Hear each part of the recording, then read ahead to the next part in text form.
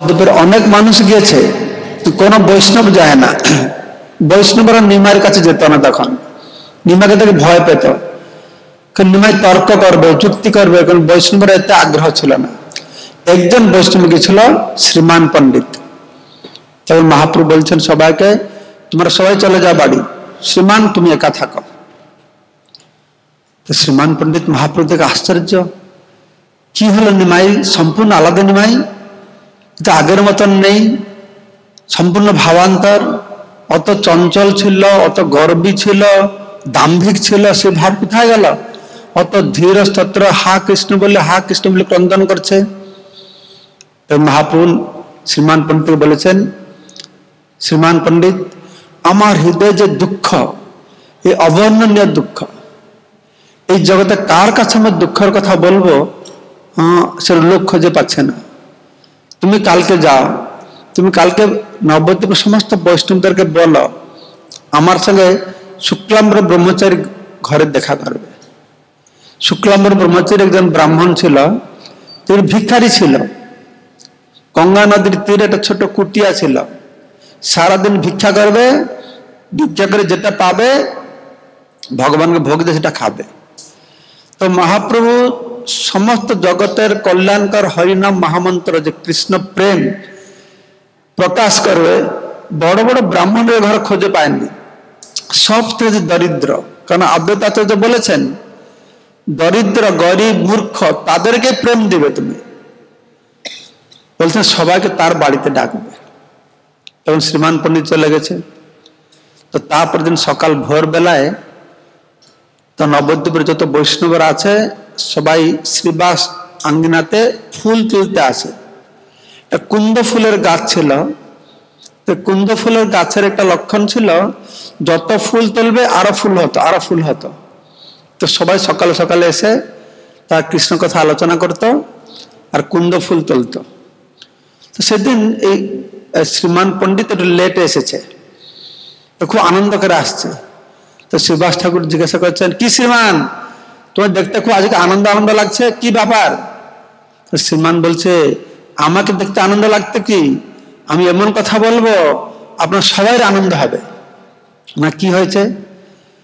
তখনকার সময় নবদ্বীপে তো তন্ত্র পীঠস্থান ছিল, তান্ত্রিক শাক্তরদের জায়গা ছিল, আর তখন হরিভক্ত কেউ ছিল না, আর মুসলমানদের রাজত্ব ছিল। লুকিয়ে লুকিয়ে একটু হরিভক্তি মানে সাধন ভোজন করতেন। তো সে বলল যে নিমাই কালকে ফিরে এসেছে গয়া যাত্রা থেকে, আমি তাকে দেখতে গিয়েছিলাম, আর সেই নিমাই নেই, সম্পূর্ণ পরিবর্তন হয়ে গেছে, তার মধ্যে অষ্টসাত্ত্বিক বিকার, সে বৈষ্ণব হয়ে গেছে। সে চাইছে সবাইকে আজকে দেখা করবে, তার হৃদয়ের দুঃখ তোমাদের জানাবে। আর যখন শ্রীমান পণ্ডিত বলেছে যে নিমাই বৈষ্ণব হয়ে গেছে, আর সমস্ত বৈষ্ণবরা হরিবোল হরিবোল হরিবোল খুব আনন্দে হরিবোল করছে, আর বৈষ্ণব বলছে নিমাই বৈষ্ণব হয়ে গেছে, ভালো হয়েছে, এবার যত কালী ভক্ত আছে সবাই গর্দনটা আমরা কাটবো। এবার তারা বিভিন্ন কথা, কেন তার দল ভারী হয়ে গেছে না, তাদের দলের বড় লোক যদি কেউ কোনো গোষ্ঠী ঢুকে যায় তাহলে তারা খুব গর্ব করবে। নিমাই তো বড় পণ্ডিত ছিল, 11 বছর বয়সে টোল করে কেশব কাশ্মীরকে হারিয়েছিল, অত পাণ্ডিত্য ছিল। তো সবাই খুশি হয়ে গেছে। তো নিমাই বলছে আজকে দুপুরে তোমরা গিয়ে তার সঙ্গে দেখা করবে, শুক্লাম্বর ব্রহ্মচারী তার বাসভবনে কুটিয়াতে। তো সেদিন আগে থেকে দুপুরে আগে সমস্ত বৈষ্ণবরা গিয়ে তার কুটিয়াতে বসে আছে, অপেক্ষা করে নিমাই আসবে। তাতে খড়ের ঘর, বাঁশের খুঁটি আছে। তো তারা দরজা দিয়ে দেখছে, লম্বা নিমাই, শুভ্র বস্ত্র পরিধান করেছে, লম্বা লম্বা চুল, সুন্দর উপবৃত পরিধান করেছে, খুব অন্যটা ভাবে আসছে। সে দেখে বুঝতে পারছে যে আগের নিমাই নয়, সেই চঞ্চল দাম্ভিক নিমাই নয়। তো নিমাই ঘরে ঢুকেছে, অত বৈষ্ণবকে দেখেছে। তো বৈষ্ণবকে দেখে একটা বৈষ্ণবের গুণগান করে মন্ত্র পাঠ করেছেন, শ্লোক পাঠ করেছেন। শ্লোক পাঠ করে হা কৃষ্ণ বলে সে খুঁটিটাকে ধরেছেন, তার ভারে খুঁটিটা ভেঙে গেছে, সে মাটিতে ভা কৃষ্ণ বলে পড়ে গেছে, মূর্ছা হয়ে পড়ে ক্রন্দন করছে। কিছু বলা শুরু করে না, কিছু বলে না, শুধু দেখেই, এটা দেখেই সে আঙ্গিনায় যত বৈষ্ণবরা বসেছিল আগে থেকে গিয়ে, তার যে যেখানে ছিল সব এক একজন উপরে পড়ে গেছে মূর্ছায়, আর সব কান্না করছে কান্না করছে আর কান্না করছে। তো মহাপ্রভু এই জগতে এসেছেন কেন না জগৎবাসীদের কান্দাবার জন্য। তার লক্ষ্য ছিল এই কৃষ্ণের বিরহে, রাধারানী যেরকম কৃষ্ণের বিরহে ক্রন্দন করতেন, আর সেই বিরহকে অনুভব করবার জন্য ভগবান কৃষ্ণ স্বয়ং রাধারানীর ভাব নিয়ে প্রকট হয়েছেন। তো সারা জগৎকে এরকম কাঁদাবার জন্য। তখন তো দেখবে জ্ঞান ফিরেছে, সব চুপচাপ বসে আছে। নিমাই বলবে তার দুঃখের কথা, তো হঠাৎ শুনতে পারছে ঘরের ভিতরে কে বসে কান্নার আওয়াজ আসছে। তো নিমাই জিজ্ঞাসা করছে কি বাবার, ঘরে কে কান্না করে? ভক্তরা বলছে তোমার বন্ধু গদাধর ঘরে কান্না করে। গদাধর পণ্ডিত ছিলেন নিমাইয়ের বাল্য বন্ধু, দুজনের স্বভাব আচরণ সম্পূর্ণ বিপরীত ছিল। গদাধর ছিল শান্ত, কৃষ্ণ ভক্ত, নম্র, বিনয়ী। মহাপ্রভু ছিলেন ঠিক তার অপোজিট, দুজন খুব ভালো বন্ধু ছিল। গদাধর শুনতে পেরেছেন নিমাই এসেছে, দুঃখের কথা বলবে। কি দুঃখের কথা বলবে? তো উনি আগে থেকে এসে ভিতরে ঘরে তো লুকিয়ে বসে আছে, তো নিমাই কি বলবে? তো তারপর নিমাই সবাইকে বুঝিয়ে বলেছে যে এরকম আমি গেলাম, তখন ফিরে আসছি, তখন কানাই নাটশালায় দেখলাম শ্যামল, তমাল শ্যামল এক বালক সুন্দর, তো হাসি হাসি আসছিল। আমি তাকে আলিঙ্গন করতে গিয়ে কোথা যে চলে গেল, কাহা যাব কাহা পাবো মুরলী বদন, তো এইরকম করে হা কৃষ্ণ করে মহাপ্রভু কি করলেন, সেখানে পড়ে গেলেন। তো এই মহাপ্রভুর এই সংকীর্তন আন্দোলন শুরু হলো। তারপরে এক এক করে যোগদান করলেন। শ্রীবাস পণ্ডিত ঘরে থাকলেন, অদ্বৈতাচার্য আসলেন, হরিদাস ঠাকুর আসলেন, অদ্বৈতাচার্য আসলেন, সো এক একজন করে তার সঙ্গে এসে মিলিত হলেন। তো এইভাবে হেনমতে নবদ্বীপে প্রভু বিশ্বম্ভর, ক্রীড়া করে নহে সর্ব নয়ন গোচর। তো মহাপ্রভু এইভাবে নবদ্বীপে লীলাবিলাস করছেন, বিভিন্ন প্রকার কৌতুক লীলাবিলাস করছেন। আর নিত্যানন্দ প্রভুকে রাখতে দিয়েছেন কোথায়? শ্রীবাস ঠাকুরের বাড়িতে। আর সেখানে প্রতিদিন কীর্তন হচ্ছে, মহাপ্রভু মহাভাব প্রকাশ করছেন, বিভিন্ন ভক্তদেরকে কি করছেন, বরদান করছেন। আর শ্রীবাস ঠাকুর সেখানে থাকে। শ্রীবাসের ঘরে নিত্যানন্দের বসতি, বাপ বলি শ্রীবাসের করে প্রীতি। বাপ বলে বলতেন, আর মালিনীকে কি করতেন, মা বলে মনে করতেন। আর এইরকম তার মালিনীর প্রতি বাৎসল্য ভাব ছিল। অহর্নিশি বাল্য ভাবে বাহ্য নাহি জানে, নিরবধি মালিনীর করে স্তন পানে। সে বৃদ্ধা, কিন্তু নিত্যানন্দ প্রভু দেখলেই তার স্তনে দুগ্ধ করিতে হতো। এসব অচিন্ত শক্তি মালিনী দেখায়, কিন্তু চৈতন্য মহাপ্রভুর নির্দেশে এটা কাউকে কিছু বলতেন না। বিশ্বম্ভর বলে শুনো নিত্যানন্দ, কাহার সহিতে পাছে করে তুমি দ্বন্দ্ব। তুমি কারোর সঙ্গে দ্বন্দ্ব করবে না। চঞ্চলতা না কারিবে শ্রীবাসের ঘরে। শ্রীবাসের গৃহস্থ, তুমি গৃহস্থের বাড়িতে থাকো, এখানে চঞ্চলতা করবে না। শুনিয়া নিত্যানন্দ শ্রীকৃষ্ণ সঙ্গরে, আরে আমার চঞ্চল তুমি কভু না পাইবা। নিত্যানন্দ বলছেন আপনার মতো তুমি কভু না বাসিবা, তোমার মতন আমাকে দেখবে না। বিশ্বম্বর বলছেন আমি তো মা ভালো জানি। নিত্যানন্দ বলে দোষ কহ দেখি শুনি, কি দোষ আমার, তুমি কি ভালোভাবে জানো? হাসি বলে গৌরচন্দ্র কি দোষ তোমার, সব ঘরে অর্ণবৃষ্টি করা অবতার। মহাপ্রভু নিত্যানন্দ কি করতেন, কার ঘরে খেতে খেতে ভাবান্বিত হয় সারা ঘরে সে ভাত ছুড়াতেন। তো নিত্যানন্দ বলছেন ও আসলে আমি পাগল নয়, তুমি পাগল। এই ছলায় ঘরে ভাত না দিবে আমার, তুমি ঘরে ডেকে ভাত দেবে না, এই জন্য আমাকে বলছো। আমারে না দিয়া ভাত সুখে তুমি খাও, অপকীর্তি আর কেনে বলিয়া বেড়াও। প্রভু বলে তোমার অপকীর্তে লাজ পাই, সে কারণে আমি তোমারে শিখাই, তোমার এই যে অপকীর্তি হয় আমি লজ্জা পাই, সেই জন্য তোমাকে আমি শিখাচ্ছি। তো নিত্যানন্দ প্রভু কি করেছেন, এসে বলতে হ্যাঁ ভালো ভালো ভালো ভালো, হ্যাঁ আমাকে এরকম সবসময় তুমি শিখাবে। তো বলে হা হা হা হা করে হাসতে শুরু করে দিয়েছে। এতে বললি প্রভু চাই হাসে খল খল। তারপরে কি করেছে নিত্যানন্দ কি করছেন, কাপড়টা খোলে সে পাগড়ি বাঁধছে। হ্যাঁ পাগড়ি পুরো দিগম্বর হয়, সে বাচ্চাদের মতন ব্যাংক যেন লাফিয়ে লাফিয়ে ঘুরে বেড়ায়, তো অঙ্গনে ঘুরে বেড়াচ্ছেন সকল অঙ্গনে বলে ঢুলিয়া ঢুলিয়া। আর গদাধর, শ্রীবাস, হরিদাস এসব দেখছে দিগবাস হয়ে কিরকম নিত্যানন্দ প্রভু লাফ দিয়ে রাখছেন। ডাকি বিশ্বম্ভর বলে এই কি করো কর্ম, গৃহস্থের বাড়িতে এই নয় ধর্ম, তুমি এখনই যে বলো তুমি পাগল না বলে, আর এখনই কি করছো। নিত্যানন্দ কি বুঝছেন, তিনি তো একদম ভগবানের আবিষ্ট হয়, বাহ্য জ্ঞান নেই, তিনি কি বুঝবে। তিনি মহাপ্রভু কি করেছেন, তাকে নিয়ে তাকে ধরে তার আবার কাপড় পরিয়ে দিয়েছেন। তো এইভাবে নিত্যানন্দ প্রভু সুন্দর সুন্দর বহু লীলা হলো। তা আজকে আমরা নিত্যানন্দ প্রভু যত লীলা হয়েছে, লীলা আছে জগাই মাধে উদ্ধার, সেই জগাই মাধে উদ্ধার সম্পর্কে কিছু শ্রবণ করব।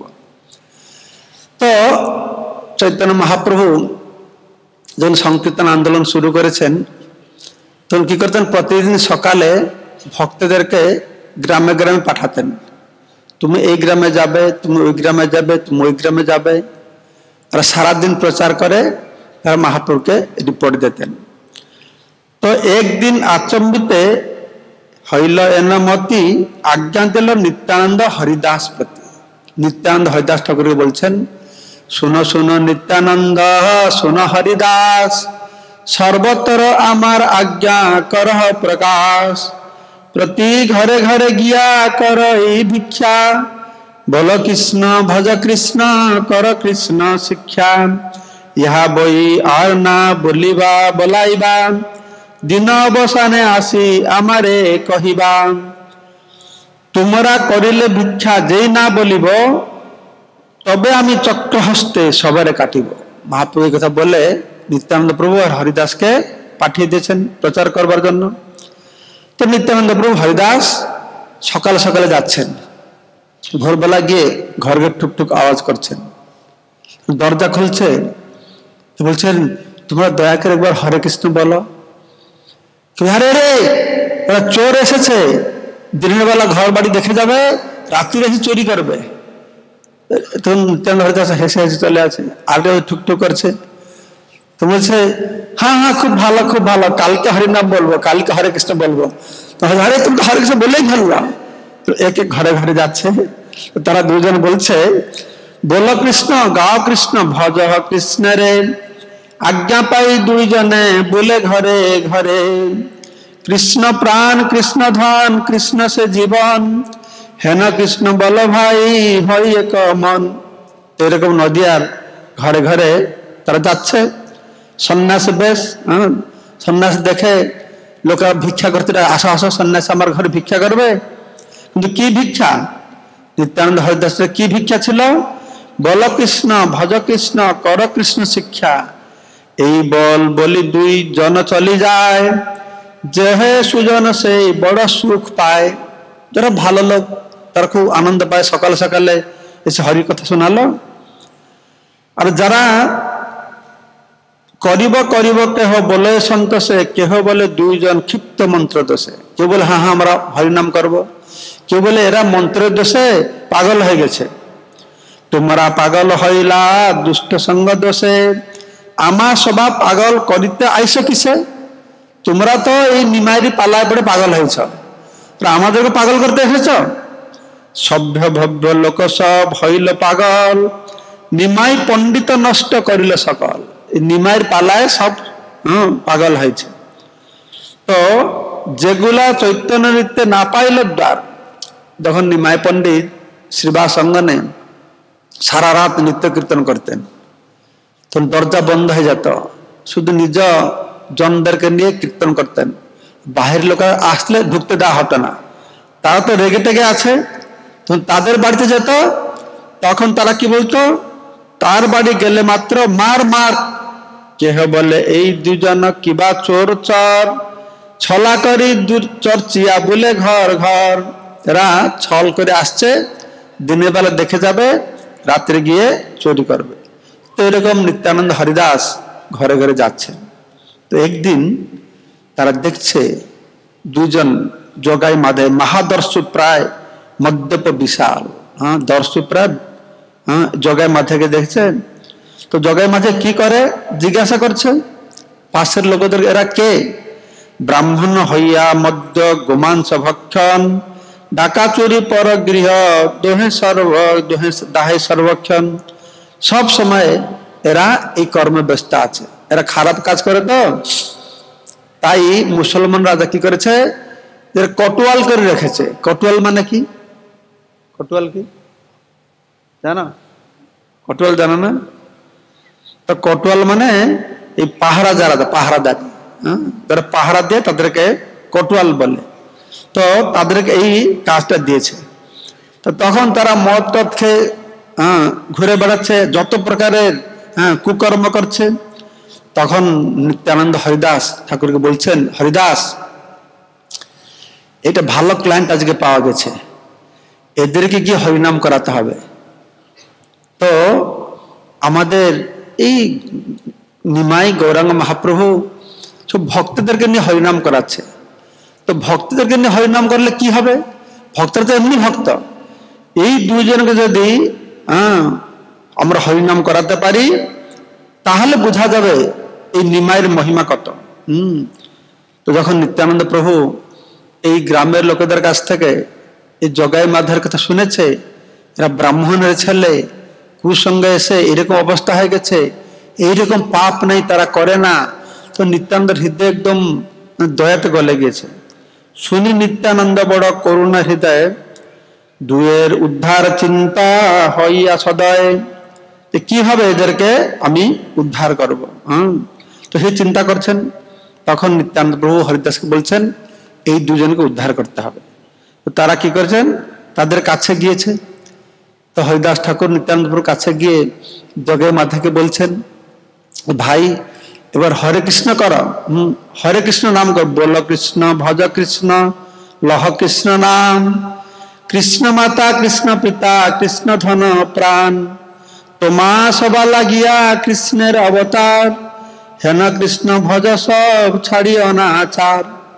তো যখন এই কথা শুনছে তখন জগাই মাধাই দুজন মাথা তুলে উঠেছে। ডাক শুনি মাথা তুলি চাহে দুইজন, মহাক্রোধে দুইজন অরুণ লোচন। রাগে একদম ক্রোধে তার চোখ লাল হয়ে গেছে। সন্ন্যাসী আকার দেখি মাথা তুলি চায়, আর মাথা তুলি দেখি দুই সন্ন্যাসী, আর দেখেই ধর ধর বলে ধরিবারে যায়। আর ধর ধর বলে জগাই মাথা উঠেছে, আর নিত্যানন্দ হরিদাস মার দৌড় ছুটে পালাচ্ছে, দুজন ছুটে পালাচ্ছে। মহা ভয় পায় দুই প্রভু, ভাই ডরে, তারা ভয় পায় চলে আছে। জগাই মাথায় পড়ে পাল্লায় পড়েছে, রখ কৃষ্ণ রখ কৃষ্ণ। ব্রাহ্মণরা যারা দাঁড়িয়ে আছে তারা দেখছে যে জগাই মাথায় দুই সন্ন্যাসী ধাওয়া করছে। তারা বলছে রক্ষা করো কৃষ্ণ রক্ষা করো। তা বলছে দেখো এদেরকে আমরা বারণ করেছিলাম সেখানে যেতে, তা আমাদের কথা শুনলো না, তারা এখনই মজা পাক। আর এ দৌড়াচ্ছে নিত্যানন্দ হরিদাস জগাই মাধব পিছনে পিছনে ছুটছে। তো নিত্যানন্দ প্রভু বলছেন, ভালো হইল বৈষ্ণব, এই ভালোই বৈষ্ণব হলাম, বৈষ্ণব হয়ে যে ঠেলা এরকম অবস্থা, আজ যদি প্রাণ বাঁচে তবে পাই সব। তো হরিদাস ঠাকুর বলছেন, আর সে কথা কেন বলছ, তুমি তো আগে গিয়ে হরিনাম করালাম, মদ্যপরে কইলে যেন কৃষ্ণ উপদেশ, উচিত তাহার শাস্তি প্রাণ হবে শেষ। তুমি মদ্যপরে গিয়ে হরিনাম করাতে গেছ, তার ফল ভোগ করো। এত বলি প্রভু ধায়, প্রভু হাসিয়া হাসিয়া, দুইজন ছুটছে আর হাসাহাসি করে পরস্পরকে গালাগালি দিচ্ছে, আর দুই দর্শু পিছনে গর্জন করতে গিয়ে ছুটছে। তো হরিদাস ঠাকুরকে তখন হরিদাস ঠাকুর বলছেন যে আরে আরে কি অবস্থা, আজকে 22 বাজার বেত্রাঘাত করেছিল, সেখান থেকে বসলাম, জগা আজকে যে অবস্থা হলো, আর তো আমি চলতে পারছি না, আমি তো এ যে হাতে আজকে মরবো। আর জগাই মাধাই তার পিছনে ছুটছে, ভাই কোথা যাইবা পাইবা, জগাই মাধায় ঠাই আজি কেমতে এড়াইবা, তারা ছুটছে। আর তখন নিত্যানন্দ বলছে হরিদাস ঠাকুরকে, আরে তুমি আমাকে কেন গালি দিচ্ছ, তোমার প্রভুকে বলো, ব্রাহ্মণ ঘরে জন্ম হয়েছে আর বড় ক্ষেত্রের রাজার মতন আদেশ দিয়েছে বসবাসে। তো কি আদেশ দিয়েছে? বলে চারে দেখো দ্বারে দেখো তালে বলো কৃষ্ণ উপদেশ। তো তোমার প্রভু কি বলেছে যে মদ্যপটাকে দেবে না? তা আমি বললাম আমার কি দোষ আছে? তো এরকম দুজন গলাগালি দিচ্ছে আর ছুটছে। আর এদিকে জগাই মাধাই মদ ঘুম হয়েছিল, তার পড়ে গেছে, তো দিন পড়ে গেছে, তখন ছুটে ছুটে ছুটে যায় নিত্যানন্দপুর হরিদাস ঠাকুর সোজা শ্রীবাসের বাড়িতে চলে গেছেন। শ্রীবাসের বাড়িতে গেছেন, তখন তো এরা দেখতে পারলো না, শ্রীবাসের বাড়ি পৌঁছে গেছেন। আর সেখানে গিয়ে সব বৈষ্ণবরা বসে আছে, তো মহাপ্রভু বসে আছেন, সবাই তাদেরকে রিপোর্ট দিয়েছেন যে কিভাবে সারাদিন আমরা গেলাম, কিভাবে কোথায় প্রচার হলো। তখন মহাপ্রভু জিজ্ঞাসা করছেন, হরিদাস তোমাদের কিরকম প্রচার হলো? বলে মহাপ্রভু আর আজকের প্রচারের কথা বলবে না, আপনি যে পাগল নিতাইয়ের সঙ্গে পাঠিয়েছেন, তো এ মদ্যপের তারা অত মাতাল, তারা কিছু জানে না চেনে না, তাদেরকে গিয়ে এ কি করেছে, হরিনাম দেওয়া শুরু করে দিয়েছে। তো কালকে থেকে এর সঙ্গে আমি আর যাব না।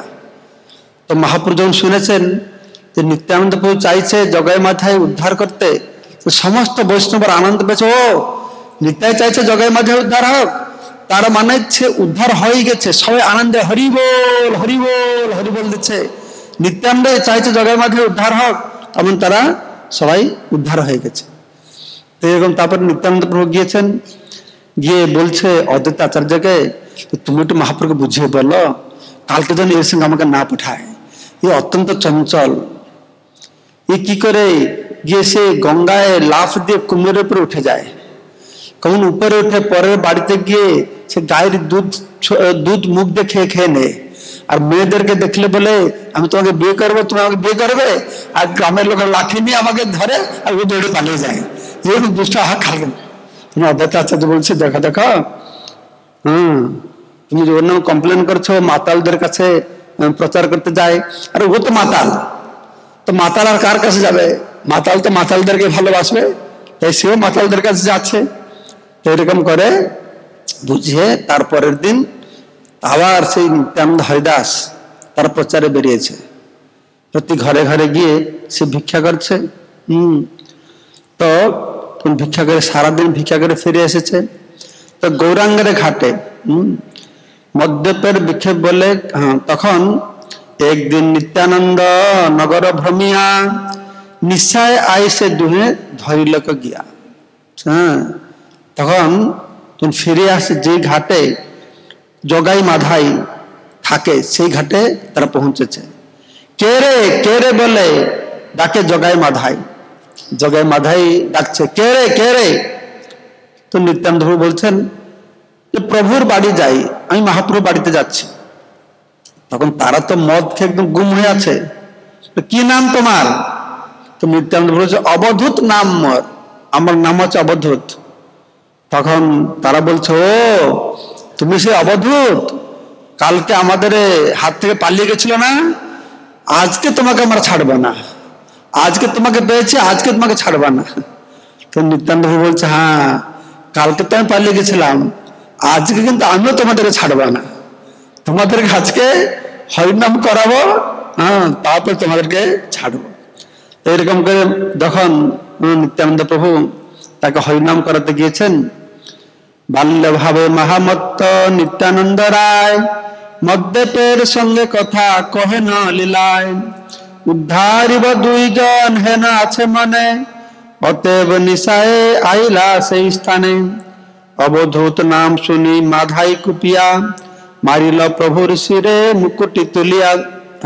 এই অবধূত নাম শুনে মহাপ্রভু তাকে হরিনাম করাতে গিয়েছেন, কলস ধরে তার মাথায় আঘাত করেছে। নিত্যানন্দ প্রভু গোবিন্দ সঙ্গরে দয়া হইল জগা ইর রক্ত দেখি মাথে। তখন রক্ত ঝরঝরকে পড়ছে, জগাইয়ের দয়া হয়েছে, তো জগাই কি করেছে, সঙ্গে সঙ্গে আটকাছে। কেন হেন করিলে নির্দয় তুমি দৃঢ়, দেশান্তরী মারিয়া কি পাবে তুমি বড়। এই তো সন্ন্যাসী মানুষ, তুমি একে কেন মারলো? এইভাবে জগাই কি করেছে, তাকে রক্ষা করেছে।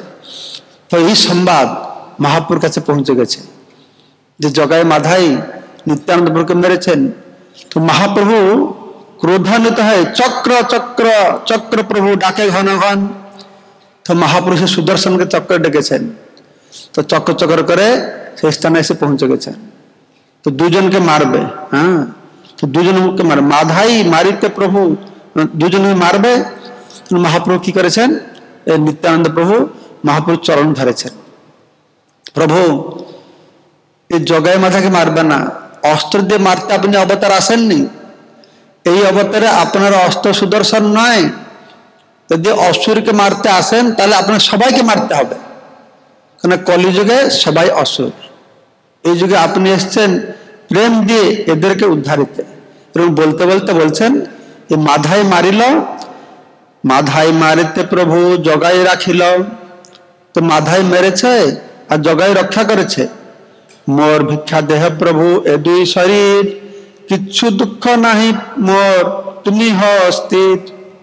আমার কোনো দুঃখ হয় না, এই দুটো শরীর আমি তোমাকে ভিক্ষা চাইলাম, এদেরকে মারবে না, আমাকে দাও। যখন মহাপুরুষ শুনেছেন জগাই রখিল হেন বচন শুনিয়া, জগাই রে আলিঙ্গিয়া প্রভু সুখী হয়া। তো সঙ্গে সঙ্গে জগাইকে আলিঙ্গন করেছেন, আলিঙ্গন করে বলছেন, হ্যাঁ, কৃষ্ণ কৃপা করু তোরে নিত্যানন্দ রক্ষিয়া কিনলে তুই মরে। তুমি যে নিত্যানন্দকে রক্ষা করলো, আমাকে তুমি কিনেছ, তো এই জন্য আমি তোমাকে প্রেম ভক্তি দেব, কিন্তু মাধাই তোমাকে আমি মারব, তোমাকে আমি রক্ষা করবো না। তো মাধাই জগাই বলছে, আরে মাধাই যা যা তার চরণ ধর, হ্যাঁ, মহাপ্রভু তোমাকে রক্ষা করবে, ক্ষমা করবে। বলছে না, তোমাকে ক্ষমা করবে না, আমি তোমাকে মারবো। তো মাধাই বলছে, আমাকে কেন মারবে? ও তো ব্রাহ্মণ ঘরের ছেলে, ও পুরাণ তো পড়ে।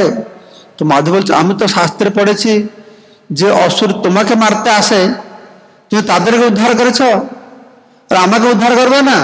তো মহাপ্রভু বলছেন, হ্যাঁ, যে আমাকে মারতে আসবে আমি তাকে উদ্ধার করব, কিন্তু তুমি আমার ভক্ত নিত্যানন্দ প্রভুর অঙ্গে আঘাত করেছ, তো তোমাকে আমি ছাড়ব না।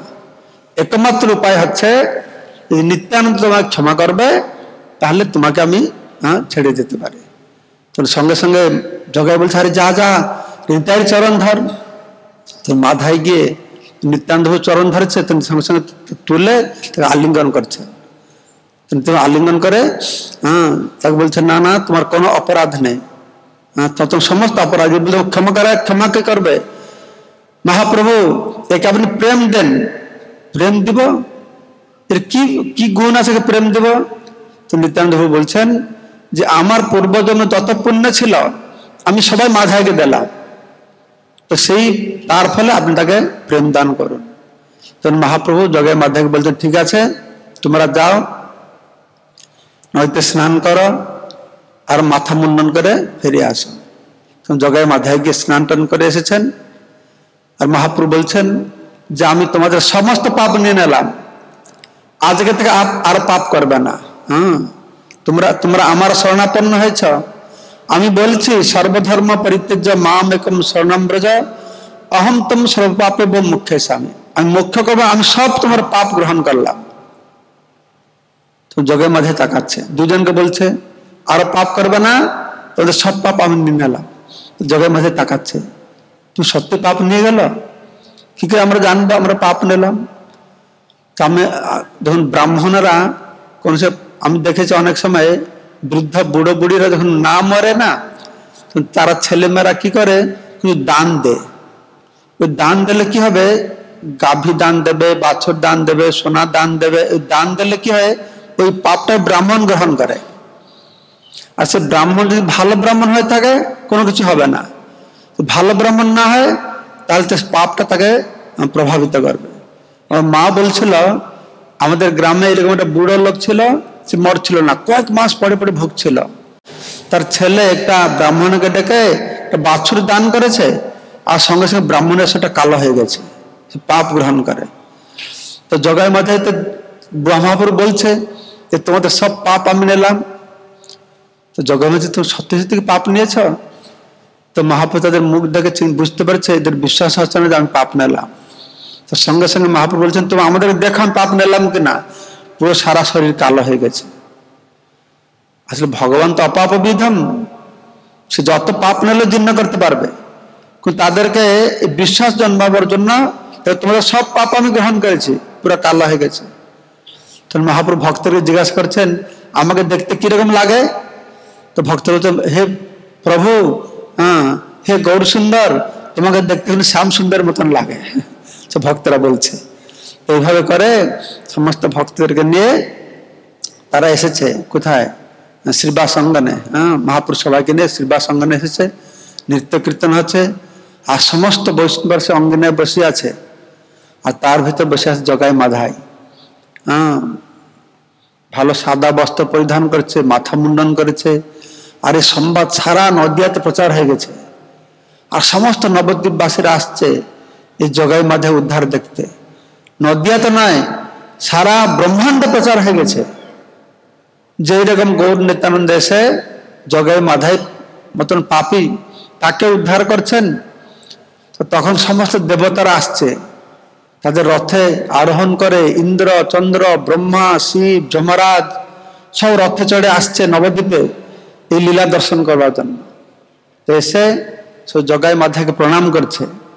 জগাই মাধাই উদ্ধার দর্শন করে তারা যখন ফিরে যাচ্ছে, তাদের রাজ্যে ফিরে যাচ্ছে, রথকে চলে যাচ্ছে। হঠাৎ দেবতারা দেখছে যে যমরাজের রথটা যাচ্ছে না, এক জায়গায় দাঁড়িয়ে গেছে। তো দেবতারা চিন্তা করছে কি ব্যাপার, যমরাজের রথ যাচ্ছে না কেন? কি করছে, সব যমরাজের রথের কাছে গিয়েছে। তো রথের কাছে গিয়ে দেখছে যমরাজ সেখানে রথের উপরে শুয়ে আছে, আর চিত্রগুপ্ত পাশে বসে আছে। তো সবাই জিজ্ঞাসা করলো কি ব্যাপার, যমরাজ কেন এরকম পড়ে আছেন? চিত্রগুপ্ত বলছে যে আমরা যখন জগাই মাধাই উদ্ধার করে আসলাম, তখন যমরাজ বলছেন জগাই মাধাই অত বড় ভাগ্যবান, ওরা কত পাপ করেছে বলো তো, আমি পাপ তো ছুটকারি দিয়ে দেবো, সব কোনো পাপ থাকবে না। তখন আমি বললাম তোমাকে আর কষ্ট করে পাপ থেকে ছুটকারি দিতে হবে না, ওরা যে পাপ করেছে তোমাকে রথে বসে আমি কি করে বলবো? আমার গৌডানে ভরা আছে, 1 লক্ষ লোক যদি বসে 1 মাস পাঠ করবে তাও শেষ করতে পারবে না। তখন চিত্রগুপ্ত বলছে এরা অত পাপ করত, চিত্রগুপ্তর অফিসে কিছু কিছু রিপোর্টার আছে, কিছু রাইটার আছে, তার রিপোর্ট আনবে এই পাপ করলে, এর বসে বসে লেখে, শুধু লেখে বসে বসে। তখন প্রতিদিন তো পাপ করছে, প্রতিদিন এই পাপ করলো, এই পাপ করলো। তখন যারা লেখছে লেখে লেখে হাত ব্যথা হয়ে যাচ্ছে। তারা বলছে আরে তোমরা কি আমাদের মারবে নাকি? আমরা কি করবো, ওরা পাপ করছে আমাদের তুমি বলছি। এই কথা যখন চিত্রগুপ্ত বলছে যে অত বড় পাপী ছিল তারা, তখন যমরাজ চিন্তা করছেন হায় হায় অত বড় পাপী, অত বড় পাপী, আরে এরা এই গৌর নিত্যানন্দ কিরকম ভগবান যে তাদের পাপ থেকে উদ্ধার করলো তা নয়, মুক্তি দিল যে তা নয়, বৈকুণ্ঠ দিল যে তা নয়, ব্রহ্মার দুর্লভ প্রেম পেয়ে গেল। তো এই কথা শুনে সঙ্গে সঙ্গে মূর্ছায় সেখানে পড়ে গেছে। এই জন্যে তার কোনো জ্ঞান নেই। মানে গৌর নিত্যানন্দের যে কৃপা, চৈতন্য চন্দ্রের দয়া করহ বিচার, বিচার করলে চিত্তে পাবে চমৎকার। চৈতন্য মহাপ্রভু হচ্ছেন এত দয়ালু যে যমরাজ পর্যন্ত তার দয়ার কথা চিন্তা করে সে মূর্ছায় পড়ে গেছে। তখন দেবতারা মনে করছে কি করা যাবে, কি করে যমরাজকে আবার জ্ঞান ফেরত আনা হবে। তারা সবাই গিয়ে যমরাজের কানের কাছে হরে কৃষ্ণ কৃষ্ণ কৃষ্ণ হরে হরে, হরে রাম রাম রাম হরে হরে, এইরকম যখন তারা জোরে কীর্তন করছে, তো যমরাজ তখন সঙ্গে সঙ্গে লাফিয়ে উঠেছে, লাফিয়ে উঠে উদ্দণ্ড স্বরে হরে কৃষ্ণ মহামন্ত্র কীর্তন করছে। আর সব দেবতারা সেখানে এসে গেছে। আর যমরাজের নৃত্য দেখে ব্রহ্মা তিনিও খুব খুশি হয়ে গেছেন। তো ব্রহ্মা বলছে আমিও একটু নাচি তাহলে। তো ব্রহ্মার তার ছেলে কশ্যপ সবাইকে নিয়ে এসেছিল দেখতে। তো ব্রহ্মা তার চারপাশে নাচছে। তখন সেখানে শিবও দাঁড়িয়েছিল, পার্বতী, গণেশ, কার্তিককে নিয়ে এসছে। শিব এইসব নৃত্য দেখে তার মনে ভাব উঠেছে, সেও নাচতে শুরু করেছে, আমিও নাচি। আর সে নাচতে নাচতে সে মানে কোথায় তম্বুরটা ফেলে দিয়েছে, কোথায় ত্রিশূল ফেলে দিয়েছে, একদম উল্লগ্ন সে নাচতে শুরু করেছে। শুকদেব গোস্বামী নাচতে শুরু করেছেন। পাতাল থেকে অনন্তদেব চলে এসছেন। সে অন্তরিক্ষে বিরাট মহানগর সংকীর্তন আরম্ভ হয়ে গেছে। সেখানে অন্তরিক্ষে সংকীর্তন শুরু হয়ে গেছে। আর সমস্ত দেবতারা সমস্ত খুশি হয়। তখন তারপরে এইভাবে জগাই মাধাই উদ্ধার, নিত্যানন্দ প্রভু গৌরাঙ্গ মহাপ্রভুর মহিমা কীর্তন করতে করতে তারা তাদের ধামে চলে গেছে। আর জগাই মাধাই আসলে ব্রাহ্মণের ছেলে ছিল, তো তার একজনের নাম ছিল জগদানন্দ, আর একজন ছিল জগদানন্দ না জগন্নাথ, জগন্নাথ। একজন মাধবানন্দ, কি টাইটেল ছিল, যাই জগন্নাথ রায় লেখা আছে, মাধবানন্দ জগন্নাথ ছিল। তারা কুসঙ্গের প্রভাবে এরকম হয়ে গেল। আমাকে একটা গৌড়ীয় মঠের মহারাজ বলছিলেন যে আসলে এরা কে ছিল, এরা জয় বিজয় ছিল। জয় বিজয় অভিশাপ প্রাপ্ত হয়, হিরণ্যাক্ষ হিরণ্যকশিপু হলো, তারপরে তার আবার জন্ম হলো, জন্ম হয়ে রাবণ, আর কে ওটা কুম্ভকর্ণ, কুম্ভকর্ণ হলো। কিন্তু এই দুই জন্মে তারা ভগবানকে দেখেছে, কিন্তু ভগবান বুদ্ধি করে না। তার তো একটা মানে হিরণ্যাক্ষ হিরণ্যকশিপু মনে করছে বিকট পশু বলে মনে করছে। তারা ভগবত ধামে না আগে তারা আবার জন্ম হয়েছে, রাবণ আর কুম্ভকর্ণ। রাবণ কুম্ভকর্ণ হয়েও সে রামচন্দ্রকে ভগবান বলে বুঝতে পারেন, সে মানুষ বলে মনে করেছে, তো তারা মুক্তি পায় না। তারা আবার এসেছে, তারা তখন জন্ম লাভ করছে শিশুপাল দন্তবক্র রূপে। শিশুপাল দন্তবক্র রূপে কৃষ্ণের পরিবারে জন্ম হয়েছিল। এই তিনবার জন্ম হবে বলে এই বর দিয়েছিল কেরা চতুষ্কুমার।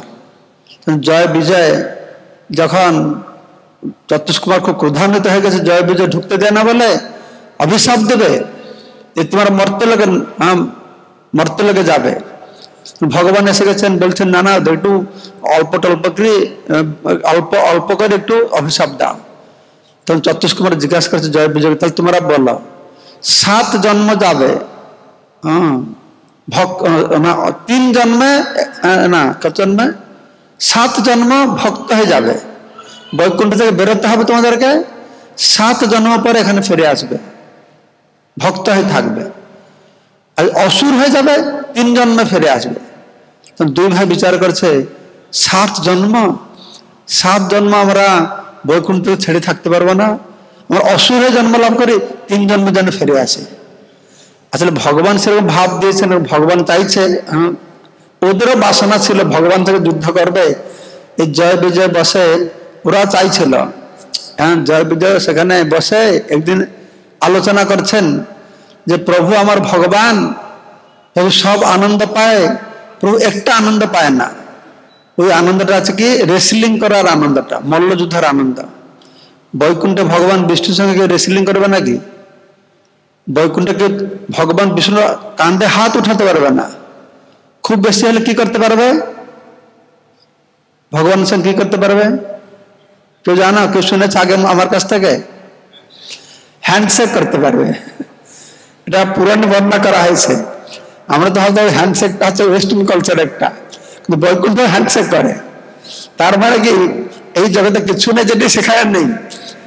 তো বৈকুণ্ঠে তার সবাই নয়, যারা তার মন্ত্রী সেনাপতি তারা খুব বেশি হ্যান্ডশেক করতে পারবে, কিন্তু হাতটা উঠে কাঁধে রাখতে পারবে না। আর তার সঙ্গে মল্লযুদ্ধ করবে কি? তো জয় বিজয়ের ইচ্ছা একটু ভগবানের সঙ্গে মল্লযুদ্ধ করে আনন্দ দেবে। তো কে মল্লযুদ্ধ করতে পারে? আমরাই করতে পারবো, আমরাই ফিট। কিন্তু আমার তোর দাস কি করে মল্লযুদ্ধ করবে? শত্রু হয়ে মল্লযুদ্ধ করবে, আর ভালো জমবে ভালো। তাদের বাসনাটা ছিল ভগবান তো অন্তর্যামী, তথাস্তু তোমার বাসনা পূর্ণ হবে, তোমার আমার সঙ্গে শত্রু হয়ে আমার সঙ্গে মল্লযুদ্ধ করবে। এই জন্য 3 জন্ম তার জন্ম হতে হলো। গৌড়ীয় বৈষ্ণবরা বলল এই যে দন্তবক্র শিশুপাল তারাই জগাই মাধাই রূপে জন্ম লাভ করে, তারা ভগবত প্রেম লাভ করে ভগবত ধামে চলে গেল। সুন্দর সুন্দর লীলা বিলাস করলেন নিত্যানন্দ প্রভু। আর নিত্যানন্দ প্রভু আরো অনেক লীলাবিলাস করেছেন। আগামী আমরা নিত্যানন্দ ত্রয়োদশ দিন শ্রবণ করব। নিত্যানন্দ প্রভু মহাপুরুষ সঙ্গে নবদ্বীপে অনেক দিন অতিবাহিত করার পরে মহাপ্রভু তখন সন্ন্যাস নেবেন। মহাপ্রভু চিন্তা করছেন আমি সন্ন্যাস নেব, কেননা মহাপ্রভু এই যে ভক্তি প্রচার শুরু করলেন, এই হরে কৃষ্ণ নাম শুরু করলেন, এটা কেউ ভালোবাসলো না। তখন তো মহাপ্রভু বিরোধ করছিল মুসলমানরা, মুসলমান থেকে বেশি বিরোধ করতো হিন্দুরা, হিন্দু থেকে বেশি বিরোধ করতো ব্রাহ্মণেরা। কেননা মহাপ্রভু তো আচান্ডাল সবাইকে হরিনাম বিলাতে শুরু করলো।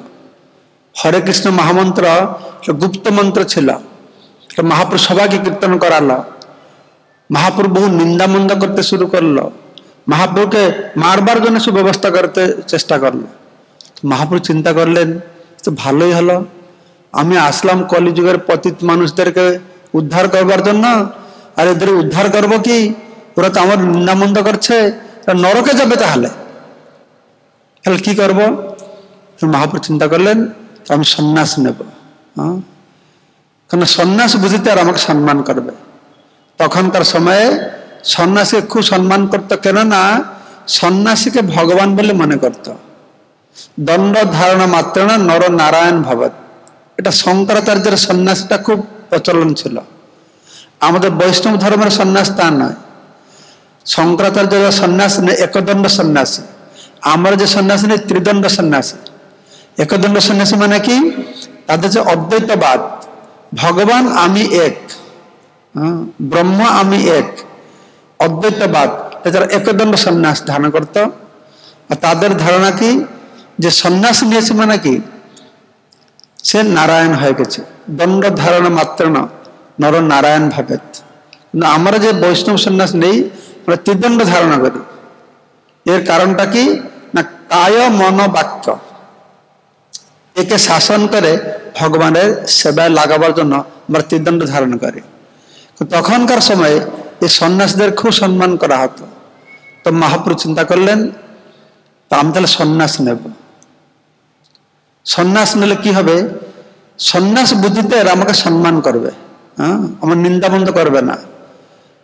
আসলে কৃষ্ণ ভক্তি করতে হলে, কৃষ্ণকে পেতে হলে কোনো সন্ন্যাসী প্রয়োজন নাই। সে ব্রহ্মচারী হোক, গৃহস্থ হোক, বানপ্রস্থ হোক, সন্ন্যাসী হোক। ভাগবত ব্রহ্মা বলছেন স্থানে স্থিতাং শ্রুতিগতাং তনুবাং মনভি য প্রায়শই অজিত জিত তৈস্তৈলোক্যম। তো স্থানে স্থিতাং, যে যে আশ্রমে আছে, যে বর্ণে আছে, সে ব্রহ্মচারী হোক, গৃহস্থ হোক, বানপ্রস্থ হোক, সন্ন্যাসী হোক, সে ব্রাহ্মণ হোক, ক্ষত্রিয় হোক, বৈশ্য হোক, শূদ্র হোক, ভক্তি একটা এইরকম জিনিস যে আশ্রমে থাকুক না কেন ভক্তিকার অপেক্ষা করে না। সেজন্য ভক্তিকে বলে অনন্যপেক্ষ, অন্যের অপেক্ষা নেই। কর্মকাণ্ডের অপেক্ষা আছে, জ্ঞান ধ্যানের অপেক্ষা আছে, দেশ কাল পাত্রের অপেক্ষা করবে। কর্মকাণ্ড করবে, ভালো মুহূর্ত দেখতে হবে, ভালো স্থান দেখতে হবে, দেশ কাল পাত্র দিয়ে কর্মকাণ্ড করতে পারবে। জ্ঞানও সেরকম। ভক্তি করতে হলে যে কোনো ব্যক্তি যে কোনো স্থানে যে কোনো সময়ে সে ভক্তি করতে পারবে, তার কোনো বিচার নেই, যে কোনো স্থানে সে ভক্তি করতে পারবে। তো সেজন্যই এই ভক্তি যাকে তাকে দেওয়া যায়। আচান্ডাল ব্রাহ্মণ, আমি সেদিন বলছিলাম এই ভক্তি কাকে দেওয়া হবে, যে বেশি পাপী তাকে ভগবান এই ভক্তি প্রদান করছেন। তো সেই জন্যই নিত্যানন্দ প্রভু যে মহাপুরুষ সঙ্গে ছিলেন, তো মহাপুরু এরকম বিচার করে নিত্যানন্দ প্রভুকে তার অন্তরের কথা বললেন যে আমি সন্ন্যাস নেব, তাহলে সবাইকে উদ্ধার করব। তো নিত্যানন্দ প্রভুকে বলছেন তুমি এই কথাটা আর কাউকে বলবে না, 5 জন লোককে বলবে। চন্দ্রশেখর আচার্যকে বলেছেন, সচিমাতাকেও বলেছেন। সচিমাতা, নিত্যানন্দ প্রভু, সচিমাতা আর জগদানন্দ পণ্ডিত, 5 জনকে বলেছেন। তো এইভাবে তারপরে মহাপুরুষ সন্ন্যাস নিতে গিয়েছেন। সন্ন্যাস নেওয়ার পরে কি হলো তারপরে আমরা শ্রবণ করব, কিভাবে কাটুয়াতে গিয়ে সন্ন্যাস নিয়েছেন কেশব কাশ্মীরের কাছ থেকে। তিনি ছিলেন মায়াবাদী সন্ন্যাসী, তার কাছ থেকে সন্ন্যাসী নিয়েছেন। কিন্তু সন্ন্যাসী জিজ্ঞাসা করেছে কি মন্ত্র আমি বলবো, তো মহাপ্রভু তাকে বলে দিয়েছেন কি মন্ত্র বলতে হবে, তো সেই মন্ত্রটা সে বলেছে। তো সন্ন্যাসী নেওয়ার পরে মহাপ্রভু বৃন্দাবনে চলে যাবে। তবে নিত্যানন্দ প্রভু মহাপ্রভুকে ভুলিয়ে টুলিয়ে অদ্বৈত আচার্যের বাড়িতে নিয়ে এসেছেন। মহাপ্রভু তো সেই 3 দিন ধরে কোনো খাওয়া দাওয়া নেই। সেই সন্ন্যাস নেওয়ার পরে সে নৃত্য কীর্তন গ্রামে গ্রামে ঘুরে বেড়াচ্ছেন, বাহ্য জ্ঞান নেই, শুধু জিজ্ঞাসা আর কতদূর বৃন্দাবন, কতদূর বৃন্দাবন। তো নিত্যানন্দ বলছে তো বৃন্দাবন এসে গেছি, দেখো না এটা যমুনা নদী। তো মহাপ্রভু যমুনা বলে স্নান টান করে খুব আনন্দ পাচ্ছেন। নিত্যানন্দ যমুনা জানে, গঙ্গাকে দেখিয়ে দিয়েছেন। তার সঙ্গে সঙ্গে চন্দ্রশেখর আচার্যকে বলেছেন তুমি যাও অদ্বৈত আচার্যকে বলো নৌকো নিয়ে আসবে, আমি মহাপ্রভুকে নিয়ে শান্তিপুরে যাব। তখন মহাপ্রভুকে নিয়ে নিত্যানন্দ প্রভু শান্তিপুরে এসেছেন। মহাপ্রভু সেখানে 10 দিন অবস্থান করেছেন। সচী মাতাকে সংবাদ দেওয়া হয়েছে, সমস্ত নবদ্বীপবাসীরা হাজার হাজার লোক এসেছে নিমাকে দেখতে, হাজার হাজার লোক এসেছে দেখতে, একজন আসে না দেখতে। কে আসে না দেখতে? কে আসে না? বিষ্ণুপ্রিয়া। বিষ্ণুপ্রিয়াকে বাদ দিয়ে আর যত ভক্ত ছিল তারা সবাই এখানে এসেছে। একজন মহারাজ বলছিলেন আমরা সবাই চৈতন্যকে নিয়ে অত মহিমা গান করি, চৈতন্য সন্ন্যাস নিয়ে নিল। চৈতন্য মহাপ্রভু 24 বছর বয়সে সন্ন্যাস নিয়েছেন। তখন বিষ্ণুপ্রিয়ার বয়স কত ছিল জানো? 16 বছর বয়স ছিল। আর মহাপ্রভু তো সন্ন্যাস নিয়ে চলে গেছেন। আর সমস্ত ভক্তের নিয়ে আনন্দ কীর্তন চলছে, খুব চিন্তায় নেই। আর 48 বছর তো তিনি সুধামে চলে গেছেন। আর বিষ্ণুপ্রিয়া মাতাজি 96 ইয়ার্স তিনি ছিলেন, তাই না? তার মানে 16 বছর 80 বছর, 80 বছর মহাপ্রভু বিরহ তিনি অনুভব করেছিলেন।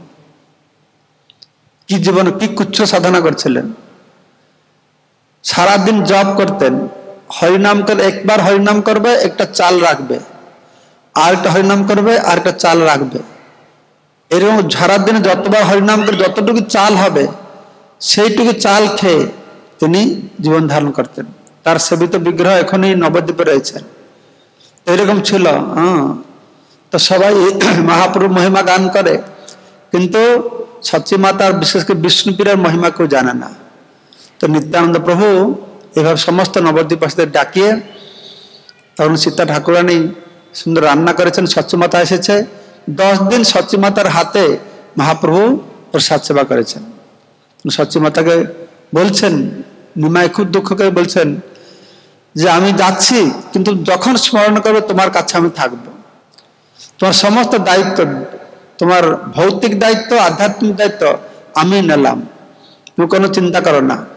10 দিন পরে তো নিত্যানন্দ প্রভু মহাপ্রভুকে সঙ্গে নিয়ে, তার সঙ্গে জগদানন্দ পণ্ডিত ছিল, দামোদর ছিল, নিত্যানন্দ প্রভু ছিলেন, 4 জন সঙ্গে নিয়ে মহাপ্রভু চলে গেছেন জগন্নাথপুরীর দিকে। তো মহাপ্রভু পরবর্তী সময়ে মহাপ্রভু এক সময় কান্না করছেন। মহাপ্রভু বলছেন আমি বড় ভুল করলাম সন্ন্যাস নিয়ে, আমি মার সেবা করতে পারলাম না, সন্ন্যাস নিয়ে বড় ভুল করলাম। আসলে মহাপ্রভু কেন সন্ন্যাস নিয়েছেন? আমাদের জন্য নিয়েছেন। মহাপ্রভু বলছেন সন্ন্যাসে আমার কিবা কাজ, প্রেম প্রয়োজন। ভগবত ভক্তি, ভগবত প্রেম পেতে হলে কোনো সন্ন্যাস নেওয়ার প্রয়োজন নাই। যে কোনো বর্ণ, যে কোনো আশ্রমের থেকেও স্থানে স্থিতাং শ্রুতিগতাং তনুবাং মনভি যা প্রায়শই অজিত জিত।